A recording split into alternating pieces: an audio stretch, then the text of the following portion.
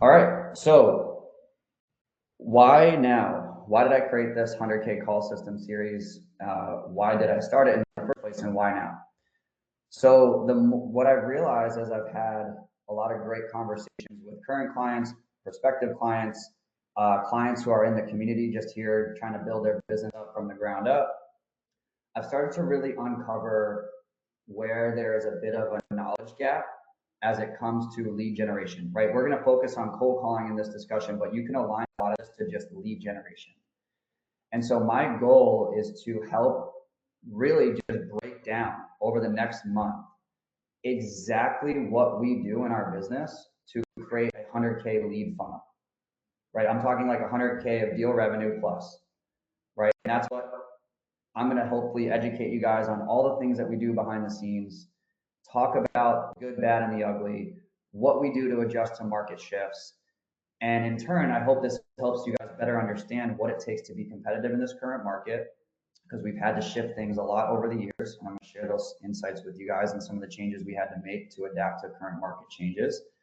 And then last is, especially if you guys are engaged with us at a service level, or I should say one of the investor packages, it will allow you guys to have a deeper visibility into what goes on behind the scenes. And then that way our two teams can collaborate more effectively, because naturally the more that you guys know and can recognize potential bottlenecks related to slowdown of leads or spike in leads, or being able to digest the data or understand the data and the information better, so that when we meet as a collective group between our team and yours, we can have a deeper, more effective and educational discussion, because you'll grasp and understand the concepts and things that we're doing to make swift action, right? So that's why I wanted to share this, especially now that we're going into a new year. I really want us to all be really focusing on what the plan of attack is going to be as we start 2025. So this series, as I mentioned, will be part one. This is an introduction today. I'm going to break down, 10 slides or so, show you guys a couple of the ways that we do things, again, on our systems related to data, talent. We've gone over a lot, so I'll probably focus more on the data and systems today. But I do want to help with talking about the old approach, or really what I see as a broken approach, because it's not new. I see a lot of people doing this old or broken approach often when they're coming on sales calls with me and breaking down how they're going about their marketing. So I want to just talk about, hey, what are the things to avoid? And then we're going to break down the three-pronged approach, and then we'll leave everything for client Q&A. So as I'm doing that, let me do one final view for good measure. I'm glad I did. Great, we got Devin coming in. All right, this is perfect.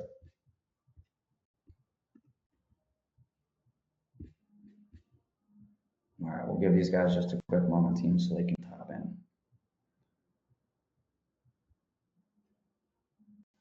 All right, so I'll keep an eye on that just in case anyone else tries to pop in.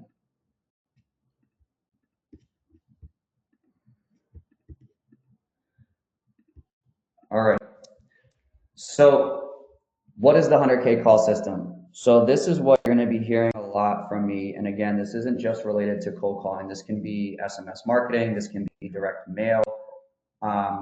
And in a lot of ways, it could be some inbound marketing, things that would align to this when it relates to software and talent, less on the data side. But at the end of the day, in order to get what we call a marketing engine, especially as it relates to outbound sales, if these three things aren't in sync, and if there's gaps in any of these three areas, there's going to be red flags or slowdown in leads or issues with lead gen, which is obviously the tip of the spear for our business to survive.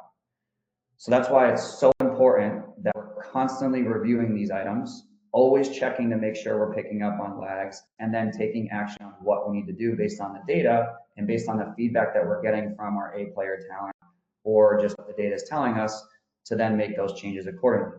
Because there's really not very many things when it comes. The good thing about cold calling and SMS marketing is that there's a lot of leading indicators, I should say, actually, of what could impact a campaign for not giving the results you're looking for. And it's really a combination of these three, I'll call them simple, but they're complex when we break down each three. So my goal, guys, is as I'm sharing what I have on the right-hand side here, like this is how my business is performing in this lead funnel, right? This is an engine. This is something that gets a business going from 6 figures to what my team's goal is to get to 1 million. We're far, not quite there yet, but we are seeing signs over the last 2 years that we've been able to establish a lead funnel and a system between this and SMS marketing that has helped us create a really good lifestyle, a good business for ourselves. And that's what I'm trying to do for all of you. So this is what we're going to focus on. How do we build, and what does it take in order to build this type of funnel? So let's talk about the old approach, right? This is very interesting. And some of you, like Wendy, I think you might be the only person that might have been engaged with us during these stages.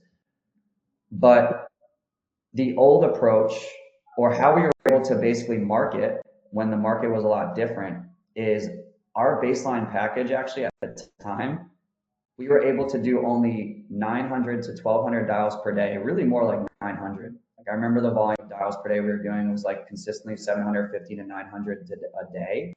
We were having roughly 50 to 60 conversations, and we could afford only having to skip trace 5,000 records per month to get the same level of results that we're striving for in today's current market.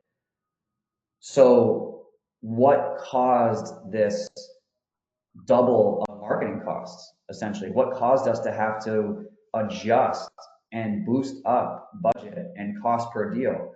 Well, it was everyone targeting very similar lists, everyone going after the same data, saturation of market, scarcity of inventory, and naturally you're going to see everyone chasing after a lot of the similar items. And then what that ultimately does is we have to cut costs in certain areas, and people's first inclination is to cut costs in data, or cut costs on cheap labor, or cut costs on a dialer that is actually not a dialer, but it's a click-to-call software in your CRM, right? So there's all of these things that are in combination, right? It can be just one that you're missing, it could be two, but if you don't have all three of these things in sync, yes, you could potentially generate leads, but you're going to find leads that are going nowhere, right? And obviously the goal that we want is we want our time to be spent on the right opportunities. So look at this. If you guys are in a situation where you're doing this on your own, or even just look at your current setup with us, because I have clients that I've worked with that bring their own data, and our data is always, going through changes and we're always reinvesting and making changes depending on market and data providers, et cetera. I'll show you guys our internal report momentarily. But what I see often is many clients that try to save money on data, they don't make that investment. And thus that ends up having a cause and effect for the entire process, because now you've gone out and you've set up your A players up for failure. Right? Or I see people I spoke to a gentleman last week where they're trying to do cold call marketing and SMS marketing, but they're doing that through their CRM. So in order for them to try and do enough volume of calls or enough volume of SMS text messages is darn near impossible to stay competitive, because the system, not even the VA, not even data, it was his system that he was using that was not allowing him to actually connect with the right people. So again, keep thinking about how your current business is structured, what areas you're doing well in, and what areas need to be revisited and reinvested into, because this matters a lot. And you'll see, especially when it comes to our pricing and the volume of activity that we've had to do, it doubled over the course of the last 2 years. And that's not just for you guys as the clients, that's also for me and my business. As I mentioned, it costs me $2,900 to $3,100 per deal, dollars per deal that I do on my business. And my business is doing 3 to 5 deals a month. So think about how much I spend to have to get my business to that point, right? It didn't start out that way. I naturally had to get one deal at a time, but get comfortable in understanding that this does take a high level of money and time to get your engine going. And so a lot of people were thrown off by that. Most people were not properly set the expectations of what the cost ultimately had to be for marketing. Everyone was sold that doing wholesale deals is easy, and it was this easiest thing, no money down, no money involved, and everyone could do wholesaling. So everyone was humbled, and most of the people out of the game that got started because they were set up for failure to begin with. So again, going back to what's shifted, the cost to acquire a deal has never been higher. So that ultimately doubled our marketing costs. That's for all lead channels. Actually, cold calling and SMS are one of the cheapest ones, acquisitions per deal, as well as RVM. We don't do RVM marketing. That's recorded voicemail drops. We don't have the infrastructure to do that, nor would I do that as a brand new wholesaler. But it is still arguably one of the lowest cost per leads, recorded voicemail drops. But the idea, again, is it's going to cost you almost double to stay competitive and not just get lucky on a deal, but it's ultimately going to require a heavy investment, which is not what a lot of people will share with you in the beginning. Right. So now what's next? The emphasis of lead management, the emphasis of real estate sales and negotiation skills. This became the most important when the market shifted, because people were generating leads, but nobody was acquiring the deals at the right price. I shouldn't say nobody. I'm going to include myself in this. My team and many others like myself and those that were active realized that they needed to really invest into real estate sales and negotiation skills that allowed you to convert leads in multiple ways, become more savvy, handle tougher seller objections, get prices to where they could be reasonable in a tough seller market, and ultimately get a good deal for a would-be investor, someone in your buyer's book. So that's where the emphasis of lead management and real estate sales and negotiations became super, super crucial to keeping your business afloat. At the end of the day, there's no lead that will sell itself. And if anyone has had experience with inbound marketing and outbound marketing, you will know this. So those are two of the major shifts that I saw in order to, again, adopt and take on a new approach to our outbound sales funnel or lead funnel in order to, of course, stay competitive and stay atop of the market. And then lastly is just more of, this should be a standard. And I've been humbled by this, is at every moment, and I know Wendy, you've mentioned this to me in our last meeting when we talked about the shift in the market. It's like almost when you feel and finally feel comfortable, something changes. And now we have to relearn something, or we have to adjust a process or an approach. I promise you guys that's never gonna end. And so making it a quarterly initiative to work with your team, and even if you want to do it a monthly initiative, if you have the bandwidth to do that and the support around your team to invest into that, which would be to constantly review and stay up to date on the latest tools, regulations, and ultimately trying to avoid saturation in markets at all costs. So that, of course, is where we can help as a trusted consultant and advisor for everyone. That's what my goal is to continue to help educate on new tools that we're using, things that are working well, things that aren't, right? It's just always, the industry is just changing so fast. And that's largely due to the popularity of wholesaling and largely due to the growth of software for wholesaling and real estate in general, which was kind of an industry that had a lot of old clunky tools. So before I go over to the new approach, I did want to pause for questions because I have covered a lot in the initial settings here. Did you guys have some questions you want to just to go over on what I've covered so far? I'm actually going to get back over to Zoom here, if you don't mind. All right, there we go.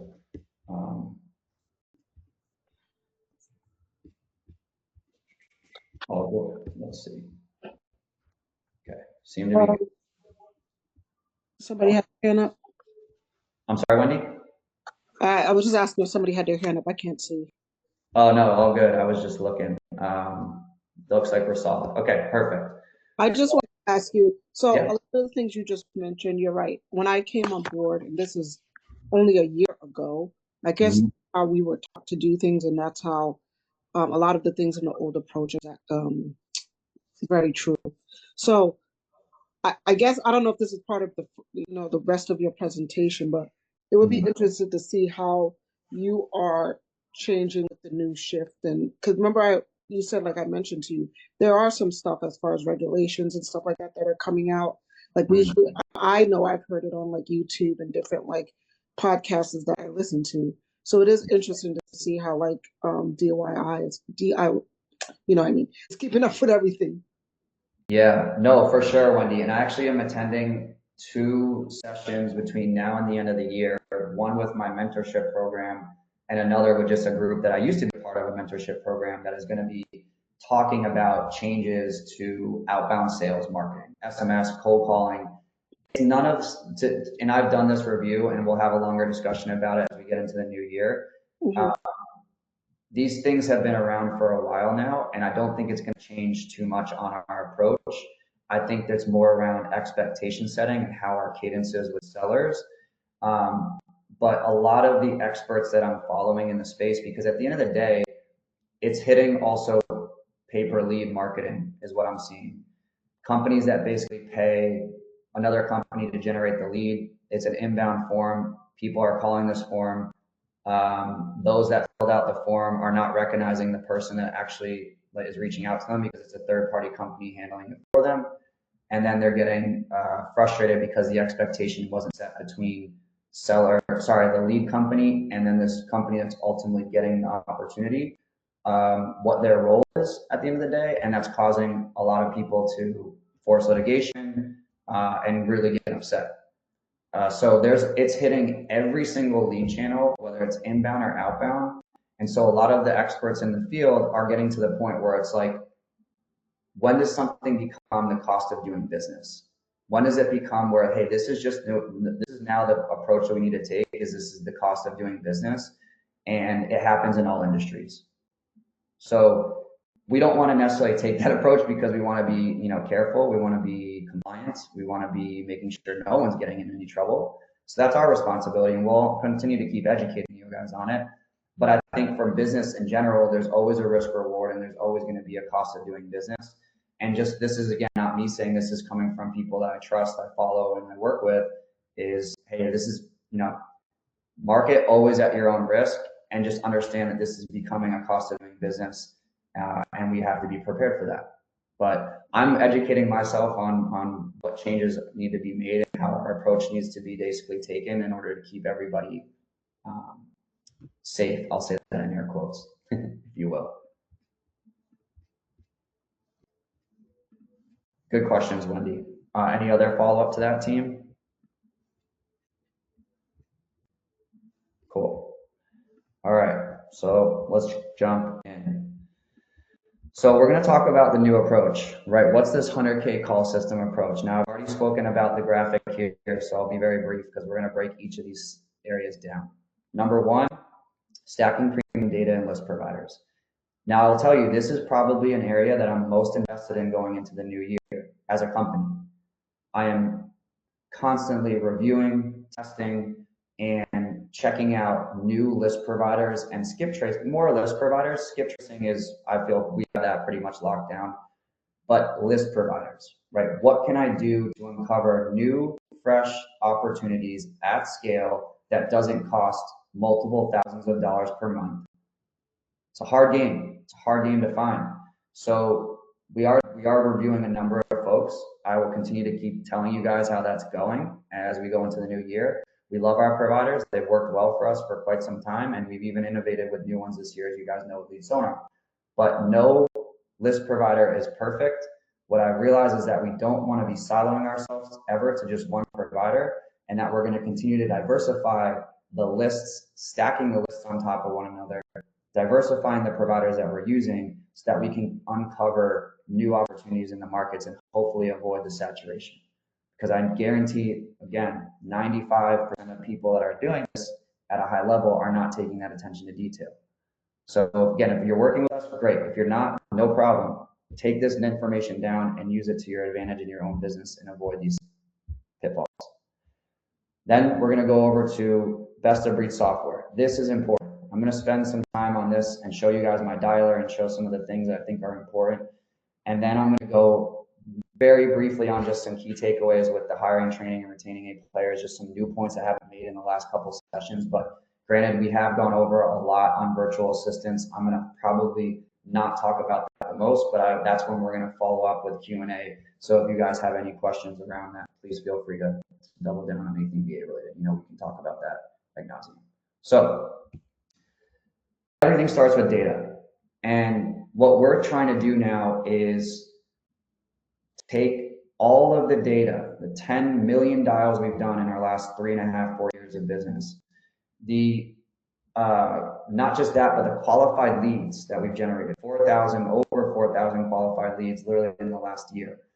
And then looking at the skip trace providers, we've used, I think, almost 7 or 8 different providers, and figuring out where we're going to be most successful, where we can put our clients in a position to be most successful just based off market trends and expected lead volume. So this report, I think I shared this with you guys. Can't remember. If I haven't, I'm going to be sharing it a lot more. But this is basically an internal dashboard that gives us the ability to now track from across the board state data providers, skip trace providers. We got 1, 2, 3, 4, 5, 6. Okay. And then being able to drill down to what the call results were based on the provider and based on the market. And right now it's just state level. We are going to need some time to put this down to like county level or city level in the state. But for now, states are really good. This is enough data for us to at least have a really good starting point to see what the expected conversion rate would be in a market. So you can see that, right? Breaking down, I can just look at, let's see, like the top performing lead conversion rate. Here we go. So Missouri, data skip, Missouri and data skip work really, really well. Reonomy in Maryland work really well. Alabama and reonomy look really well, right? All of these areas, and even for like for you, Malik, like if we look at the skip trace providers that we've used, data skip and quality skip, right? That's what we're trying to focus on now is like, hey, these ones are converting really well from a lead conversion standpoint. Now it's about filtering of lists, still doubling down on the buy box, et cetera. So these are things that, again, we always want to look at data, and whenever we're finding ebbs and flows, we always want to look into what's the potential reason behind it, and then provide a solution, of course, based on now these metrics that we have. So this is something, guys, that was built this past 30 days. We used to have one, but it was completely ramped up. We have a daily performance breakdown. We have a company performance breakdown. This is still kind of going through its ebbs and flows. And then overall, we just have a view of average leads per client per day, et cetera. So these are things that, again, I'm going to really work on trying my best to use this information, because at the end of the day, what we're trying to do is just have a high LCR, a high lead conversion rate. Because if we have enough leads and enough opportunities, we can boil down the buy box and we can trim down the buy box a lot easier. But we need to actually understand what is converting in every market. And that's why we spend so much time in the months 1 and 2 and even 3, is to try to make sure we're tightening up these and looking at the data and always making sure that we fine tune these things. And that's why we have situations like you, Wendy, when it took us a while to get things going, and then we finally saw the compounding effect of deals closing. And then that's also like Ramel, right? That's another good example, right? He didn't get his ROI or didn't see deals close until the 3rd month. And he had a very specific storage facility initiative. So we had to work really hard to get his exact buy box. And that just takes data adjustments and taking the qualitative feedback and taking that back to our team. So this is something, team, that you can very easily track on your own, right? You should be able to have all of your KPIs organized in your dialer or in a report, whatever software or system you're using. There's going to be a reporting system available. So make sure you're taking advantage of that. And if you have any questions, always reach out to the tech support and ask if they can add additional reporting or metrics so that can make it easier for you guys to see. But the major ones, it's very simple. It goes back to these ones here. How many leads did I source? How many phone conversations did I have to have? How many appointments were ultimately booked? How many of those did attended? How many offers did I make? Contracts closed, right? These are all able to give you guys an idea of predictability. And now you can go into another month and say, hey, this is what I know I need to shoot for. And even you don't see the information before the lead is sourced, but that's what this report is for. That's what the client report's for, to be able to see how many dials do we need to make, how many conversations do we have to have, and what is our ultimate contact rate in order to make sure we're converting enough opportunities. Right, so that goes from, again, everything starts with data, right? We got to make sure we're investing attention to detail on the filters, data providers, and also not siloing ourselves just to one provider, to be able to stack different lists, different providers in your market, so that we can ultimately uncover properties on different platforms. And sort of, how do you say, try to weed ourselves out from the competition that's all going after probably the cheapest and most basic lists. Right?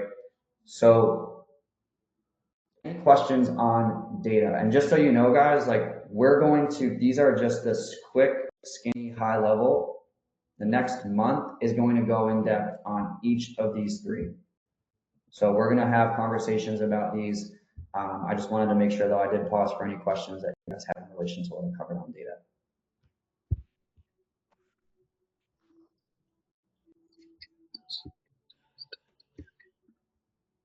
All right, perfect.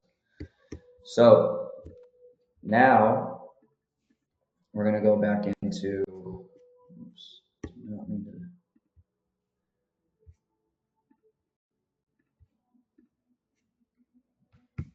okay. Data step one. Next is coupled with best of breed software. All right, this is where I actually am going to drop this in for you guys, because these are little things that go a long way. Now, if you're a member of, whoops, I don't want to send that to meeting participants. Okay, so if you guys are a member of our team from one of our investor package or lead generation services, we do this already. So you don't need to worry about this. But if you're not, and honestly, let's just take real estate away from this. If you guys are doing any type of phone marketing in any business or industry, register your phone numbers on the free call registry, because you're going to increase your contact rates and your connection rates just out of the gates by doing that. So we register all these phone numbers. We buy 30 phone numbers. Oh, sorry, was there a question on that? Okay, cool, no worries. Okay. When did you have a question? No, that's why I said, were you talking to me? I'll turn my mic on. on. No, all good, all good. I just didn't know if there was a question. Sorry. So regardless of you guys do, regardless of any industry, again, register your phone numbers, okay? That's one. Number two, make sure you're constantly monitoring and recycling your phone numbers, since we're on the topic of phone numbers. We purchase up to 30 phone numbers every single month, and we recycle them. Why? Because we're doing, and if you guys are using a power dialer, which is what I would recommend, if you haven't gotten one and you plan on doing cold call marketing, you need to make sure you have a power dialer to do that effectively, and then ultimately making sure you're purchasing phone numbers that are going to not be flagged as robocalls. What can you do to avoid that? You can register those phone numbers first with the free call registry, and then you constantly monitor the software. Most dialers nowadays will let you know if those phone numbers have been flagged for robo-spam, robocall, and as soon as you pick up on that, make sure you replace that phone number immediately. Now, if you don't, most software providers or dialer providers don't have the ability to tell you when a phone number has been flagged as a robocall, which is how I started. A lot of these tools didn't have that in there. Now it's become bigger with A2P 10 DLC.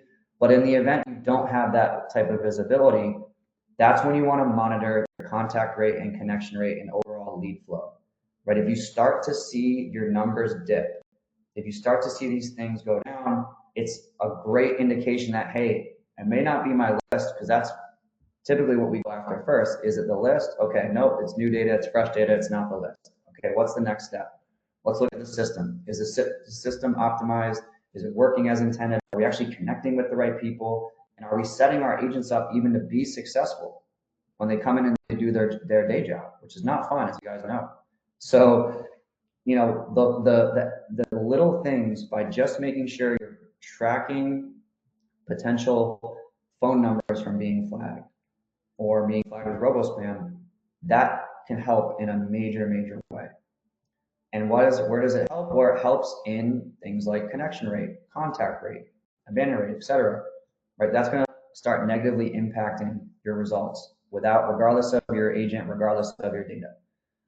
So now, what you want to start thinking about is, okay, using data aside from the actual like skip tracing and lists. I'm not talking about that. I'm talking about what the system is telling you, which is information like what times per day are resulting in the best lead conversion times, and what across what part of the week, what times of the day and across what parts of the day. Sorry, times of the day and days of the week, excuse me. So you can see this here. This was actually from our 2023 cold call report. I was pretty blown away that these numbers, the highest lead conversion time, and obviously this could have changed. It's been a year since we haven't taken 2024's data as a whole, like lump sum, and we'll report on that next year. But these are things our team is constantly monitoring because our dialer gives us that visibility. And so being able to now go a step deeper and say, hey, if I only have, let's say, a part-time VA, and I can only afford as a new business owner a part-time VA, wouldn't it make sense to probably put them on the shifts where the lead gen is going to be the highest and the lead conversion rate is going to be optimal? Right? So these are things that the majority of people don't think about. They just get a VA, they get a dialer, they put them on the seat, and then they expect leads to start coming in. So before the agent even gets on the system, make sure you're doing these steps to ultimately, because it's really what it is obviously the performance of the campaigns is the most important. All right, nothing replaces the fact of successful lead gen.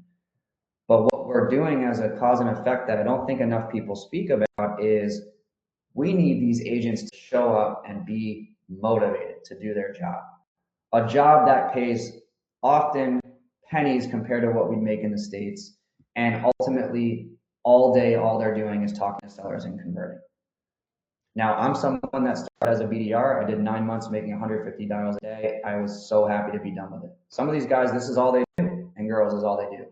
So we need to do our best to make sure that we are emphasizing the importance of premium data and lists, making sure that we are tuning our software and getting that prepped, so that way when they come in and just get ready to do their job, that they're set up for success. And then they're going to start getting excited about leads coming in, and then they're going to start getting excited about the results they're putting out for your business, and now they want more. So I want to share, this is our dialer, okay? You guys don't need necessarily this enterprise dialer.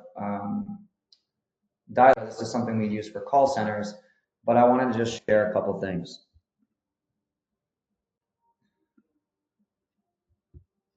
Oops. And most, where is this?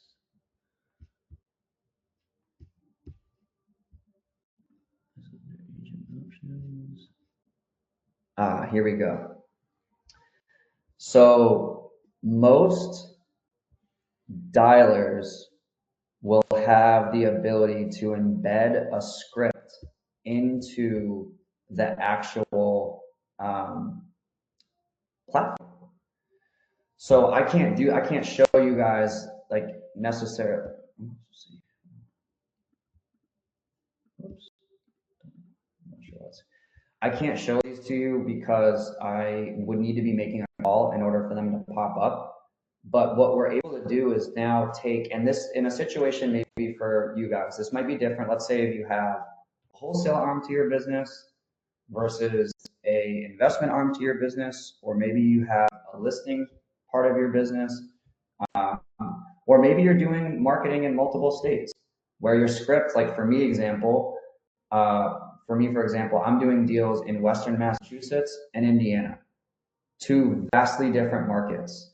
Conversations and my scripts are going to be different based on those markets. And so having this set up for the script, because what's going to happen is as soon as the call pops up, the script is there. They have questions that they can provide. Actually, I think I can look into,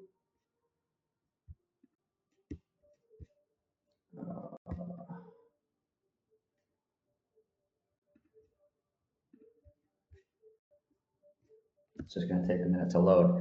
Actually, I realize I can show you guys what the script and everything looks like in the format.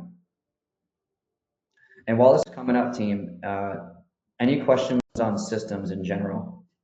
Feel free to pop off mute because I can't see. Just about like dialer and systems. Here we go.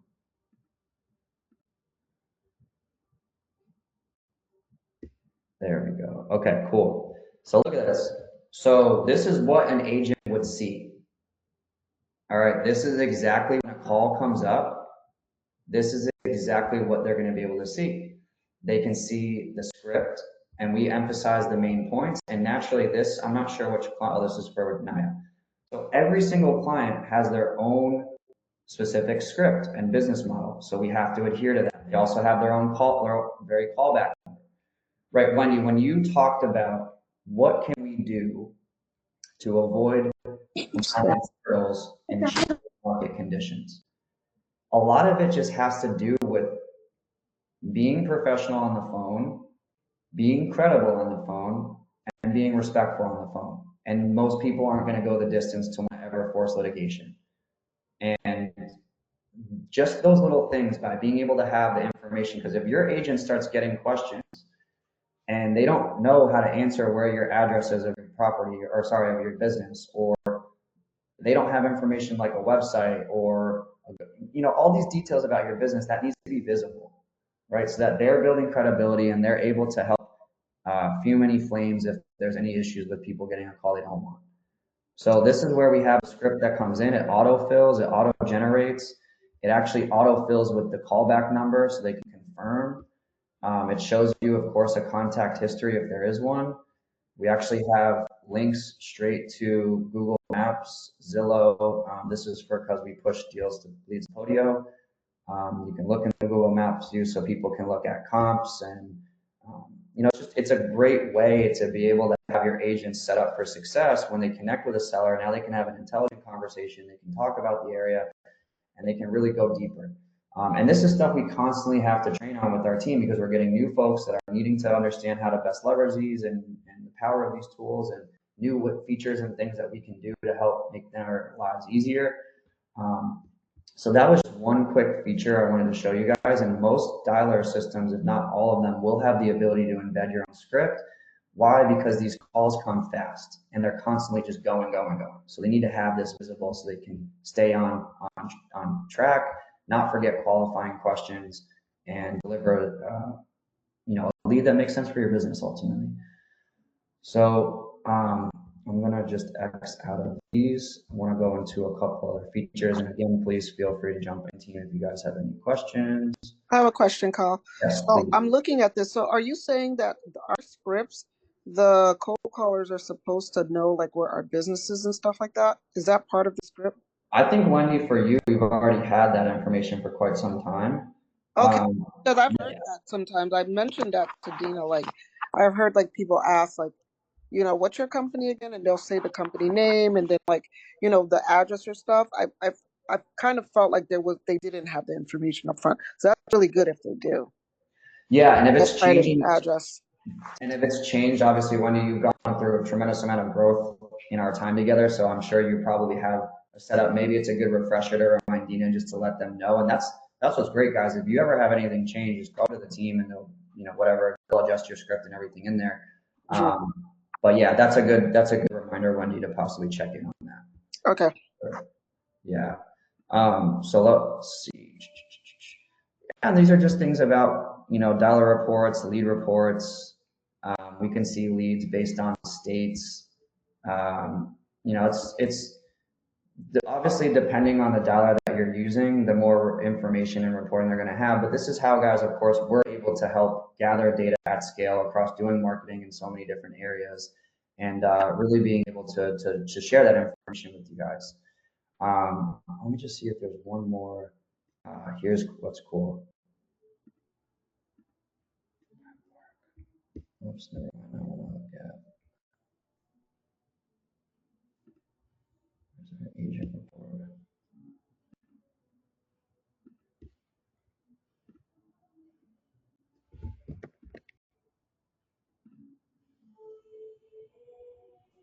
Oh, that's a nightmare. All good.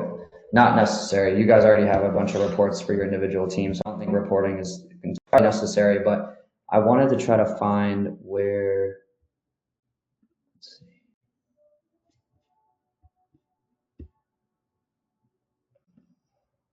Trying to find the phone numbers. No, it's all good. I don't want to take up too much time. The biggest thing was just showing you guys the script, the embedded script, emphasis of the phone numbers, emphasis of registering those phone numbers, and just constantly monitoring. But the dialer really does do a lot of the work for you. Now, one last and final thing I'll mention is that every single dialer has the ability to set up like campaign sequences.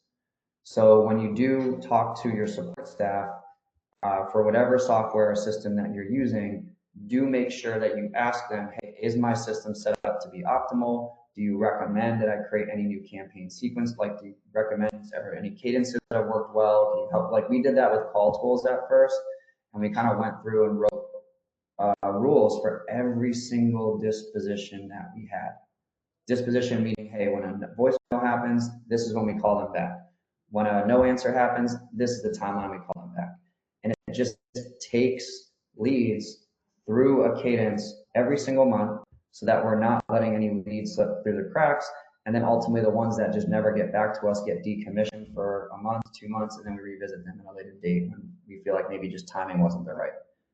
So those, again, are things that are very, very helpful, and making sure your dialer is optimized so that your team can really get the results you're looking for quality of leads. That alone, the sequencing, it took us almost a year to perfect. It was a lot of work in our first year. So as I'm getting back to my, oh, there we go. All right, you guys can still see my screen, right? I haven't lost you yet. Yeah, I can see your screen. Okay, perfect. So we've gotten the systems, software, a lot more to come with that. We're going to probably go deeper into, and I'll have my tech team come on board, because as you can see, it's been a while since I've used the dialer, a couple of features and things that have moved around, but I will bring on the right appropriate teammates and team members across my team, because they're going to be the experts that you guys will be able to ask, in-depth questions on and really go under the hood. But this is, again, a good starting point. Please take notes if you guys are doing this on your own, as far as some of the things that are most important to monitor as you're going and setting up your dialer. And then, of course, last but not least, one that we've talked about often, and I will keep this fairly brief, but it's capping it off with trained talent. As you guys know, I'm a little bit partial when it comes to cold calling to the Egyptian market, just because English is a second language, but they're not the only country in the world that has English as a second language. I've heard some really good pockets. We're actually exploring a lot. An initiative of the new year is to help diversify our culture a little bit, help to bring in new thoughts, perspectives, experiences from other places of the world. And of course, if I start to find some really good pockets, I will absolutely, talk to you guys about that. But really, if you're just doing this, again, going out on your own, regardless of it, cold calling, just go in a place that has, if you're going to get a virtual assistant, English as a second language is a great starting point. Then we've talked about clear structure, SOPs. This is the number one gap when I talk to folks, because they get frustrated about, hey, I've got my dialer, I'm spending money on data, I'm doing this, but I just can't get the results I'm looking for. Well, it's probably because you've truly believed and thought that virtual assistant talent is a set it and forget it tool, not a person. These aren't robots, right? So invest into them, have that structure that we've talked about a lot over the last months here, a couple of weeks rather. And then of course, establish that culture from the beginning, create those growth opportunities and bonus structures, and talk to you guys about how we shifted our agents to an hourly bonus structure. So that means how many leads can they convert per hour. It became more of an efficiency metric, not a productivity metric. That way we sort of level the playing field with all of our agents. So that was a really big thing for calling and dialing. Same goes to SMS in my opinion. And then lastly, I haven't talked about this with you all. This is probably something that I uncovered as I was doing this presentation last week, which was I realized a lot of my talent are actually, they're in university, they've recently graduated from university, or they happen to be working a full-time day job and they want to make some extra money at night. Good thing is at night is key calling hours for us here in the States. So be intentional with where you guys hire talent, because that can be an advantage to you, which is getting the right people that are in line with your call hours. And ultimately they're fulfilled because they have other sources of income. It's less of a financial burden on you and your business when you're first starting out. And these are people that are eager to learn. My marketing guy, who has created my entire marketing department, my entire social media and digital marketing strategy, which needs still a lot of work and still very young and immature, but he created this from the ground up and has become one of the most key and influential people in my business. And he's a college student. And he is so excited because he gets to add this to his resume of literally building out and working with a business, and he gets paid for it. So don't be scared. At first, I was a little bit hesitant on hiring people that had other jobs. I wanted them fully dedicated to me and me only, but I had to really understand that the VA world operates a lot differently, and you're missing out on a lot of really good talent if you're just trying to silo them into your business and not letting them do other things that fulfill them outside of the work or other jobs that fulfill them. So just, I haven't mentioned that yet, but that's something that I recognize as like allowed me to get really good people that, although they might be there temporarily, I've actually found that some of them now have shifted career paths and now want to work with us full time, which is really cool, really special. So that is all I'll say, guys, on the 4 points related to capping it off with trained talent. We've gone over a lot related to virtual assistants. If you have any questions, please feel free to ask right now. But of course, go review a lot of the old trainings that we did in the school community.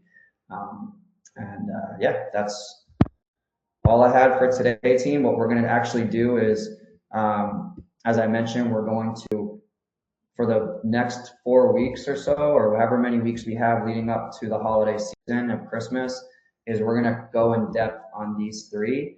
And then at the end, do our best to put them all together so that you guys have an understanding of, okay, now that we've set the engine up, now we need to go into the lead funnel. Now we need to go into lead management and really help you guys as we get into the new year, making sure that we're keeping ourselves in the best position to do deals consistently month over month.